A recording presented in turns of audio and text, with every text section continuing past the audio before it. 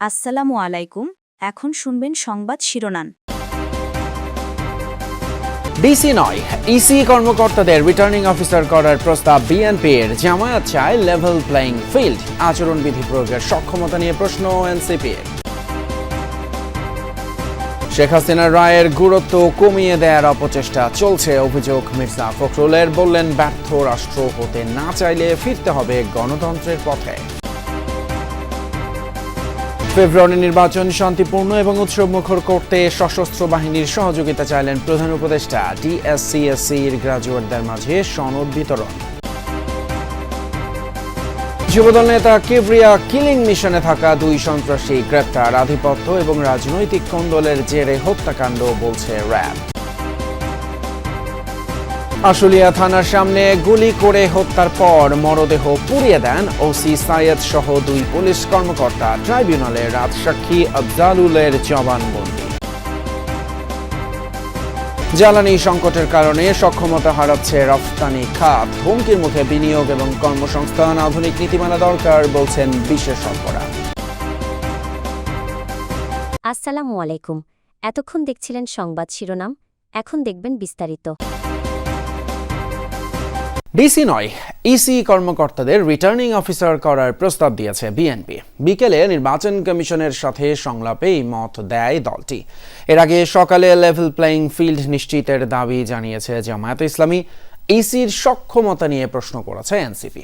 সমাপনী বক্তব্যে সিইসি বলেন, আইন হওয়ার আগ পর্যন্ত গণভোট করা সম্ভব নয়। নির্বাচন সুষ্ঠু, শান্তিপূর্ণ ও গ্রহণযোগ্য করতে রাজনৈতিক দলগুলোর সাথে ইসির সংলাপ। চতুর্থ দিনে বিকেলে বিএনপি সহ 6টি দলের সাথে সংলাপে বসে নির্বাচন কমিশন। নির্বাচনে অংশ নিয়ে যারা শেখ হাসিনাকে ফ্যাসিস্ট বানাতে সহযোগিতা করেছে, এরা প্রত্যেকে অপরাধী। বর্তমান নির্বাচন কমিশনকে স্বচ্ছ, সৎ এবং অনেক দুর্বল মনে হয়। যারা নারী রাজনীতিবিদ রয়েছেন, ওনারাও কিন্তু টার্গেটেড ভাবে এই ধরনের অপপ্রচার এবং হেনস্থার শিকার হচ্ছেন। বিএনপির স্থায়ী কমিটির সদস্য ডক্টর মঈন খান বলেন, আচরণবিধি মেনেই নির্বাচন করবে বিএনপি। তবে অঙ্গীকারনামায় শাস্তির বিধান স্পষ্ট নয় বলে উল্লেখ করেন তিনি। আপনারা একবার সাহস করে এই সিদ্ধান্তটা নেন যে রিটার্নিং অফিসার আপনাদের নির্বাচন কমিশন থেকে থাকবে, অ্যাসিস্ট্যান্ট রিটার্নিং অফিসার আপনাদের নির্বাচন কমিশনে ডেডিকেটেড লোকেরা হবে। এই একটা সিদ্ধান্তের মাধ্যমে বাংলাদেশের রাজনীতিতে গুণগত পরিবর্তন আসবে। মানবতা বিরোধী অপরাধে শেখ হাসিনার মামলার রায়ের গুরুত্ব কমিয়ে দিয়ে ভিন্ন খাতে দৃষ্টি ফিরিয়ে নিতে একটি মহল সচেতনভাবে অপচেষ্টা করছে।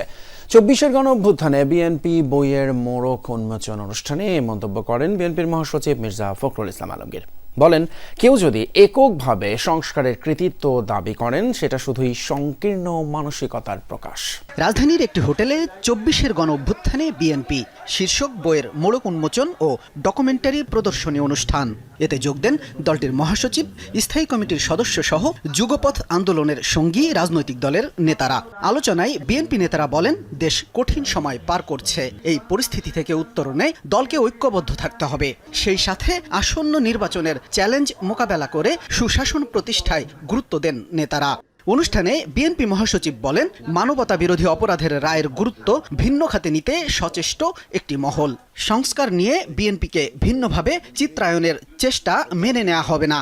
ফ্যাসিস্ট হাসিনার মানবতা বিরোধী অপরাধের জন্য রায় দেওয়া হচ্ছে কোর্টে, অন্যদিকে দেখি একটা মব ভায়োলেন্স চলছে। এটা কিসের আলামত আমি জানি না। আমি তো মনে করি যে ওই রায়ের যে গুরুত্ব, সেটাকে কমিয়ে দেওয়ার জন্য একটা বিশেষ মহল ভিন্ন খাতে বিশ্ব দৃষ্টিকে নেওয়ার জন্য এই কাজগুলো করে বন্ধুগণ। আগামী জাতীয় সংসদ নির্বাচন সুষ্ঠু এবং উৎসব মুখর করতে সেনাবাহিনীর সহযোগিতা কামনা করলেন প্রধান উপদেষ্টা ডক্টর মোহাম্মদ ইউনূস। প্রশংসা করলেন গণ অভ্যুত্থান পরবর্তী সংকট উত্তরণে সেনাবাহিনীর ভূমিকার। সকালে ডিফেন্স সার্ভিসেস কমান্ড এবং স্টাফ কলেজের কোর্স 2025-এর গ্রাজুয়েশন সেরেমনিতে এসব কথা বলেন তিনি। কোর্স সম্পন্নকারী অফিসারদের অর্জিত জ্ঞান এবং অভিজ্ঞতা কাজে লাগিয়ে দেশ ও জাতির কল্যাণে ভূমিকা রাখার আহ্বান জানান ডক্টর ইউনূস।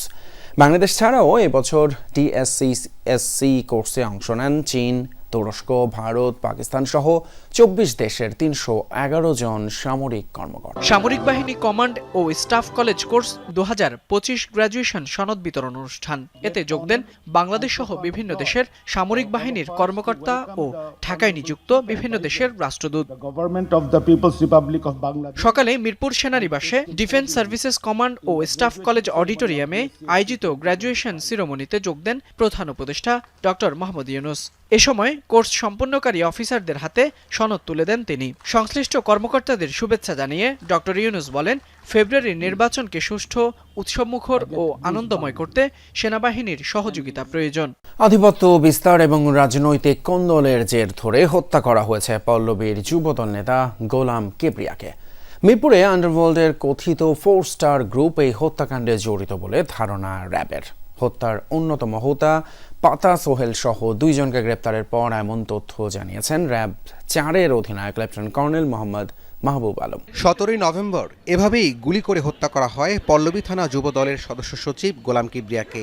সিসি ফুটেজে দেখা যায় 3 জন শুটার কিলিং মিশনে সরাসরি অংশ নিয়েছে। খুনের পর পালিয়ে যাওয়ার সময় এক কিলারকে আটক করে এলাকাবাসী। একদিন পর মঙ্গলবার পল্লবী থানায় হত্যা মামলা করেন কিবরিয়ার স্ত্রী। আশুলিয়ার বিরুলিয়া থেকে মনির হোসেন ওরফে সোহেল ওরফে পাতা সোহেলকে গ্রেপ্তার করে র্যাব 4। পরে হত্যায় জড়িত আরেক সন্ত্রাসী সুজন ওরফে বুক পোড়া সুজনকেও গ্রেপ্তার করা হয়। পাতা সোহেলই তাদেরকে, যারা শুটার তাদেরকে অর্থ সরবরাহ করেছিল।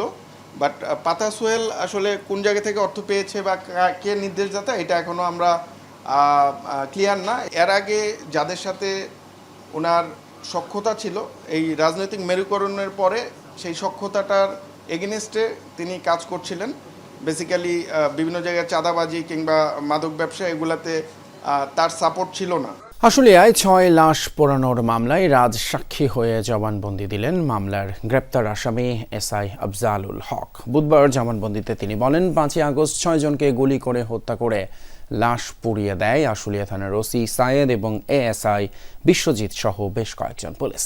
বিবেকের তাড়নায় রাজসাক্ষী হয়েছেন বলে ট্রাইব্যুনালকে জানিয়েছেন তিনি। 5 আগস্ট শেখ হাসিনা পদত্যাগ করে ভারতে পালিয়ে যাওয়ার পর দেশের অন্যান্য স্থানের মতো বিজয় মিছিলে অংশ নেয় আশুলিয়ার ছাত্র জনতা। মিছিল নিয়ে থানার সামনে গেলেই তাদের লক্ষ্য করে গুলি ছুড়ে পুলিশ। নিহত হন 6 জন, পরে তাদের ভ্যানে তুলে পুড়িয়ে দেওয়া হয়। বুধবার এই মামলায় গ্রেফতার এক আসামি পুলিশের সাব ইন্সপেক্টর আফজালুল হক ঘটনার আদ্যপ্রান্ত তুলে ধরে জবানবন্দি দেন ট্রাইব্যুনালে। বলেন, 5 আগস্ট বিকেল 4টায় ওসি সায়েদের নির্দেশনায় এএসআই বিশ্বজিৎ সহ কয়েকজন পুলিশ সদস্য এই হত্যাকাণ্ডে অংশ নেন। তিনি ঘটনাস্থলে উপস্থিত ছিলেন, কিছু ঘটনা দেখেছেন এবং তিনি যে ঘটনার বর্ণনা অর্থাৎ লাশ পোড়ানোর আগের বর্ণনাটা সম্পূর্ণ দিয়েছেন।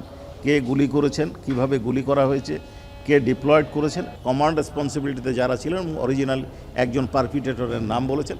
নতুন কেন্দ্র গড়ে তোলা না গেলে 2030 সালের মধ্যে চরম আকার ধারণ করবে বিদ্যুৎ সংকট।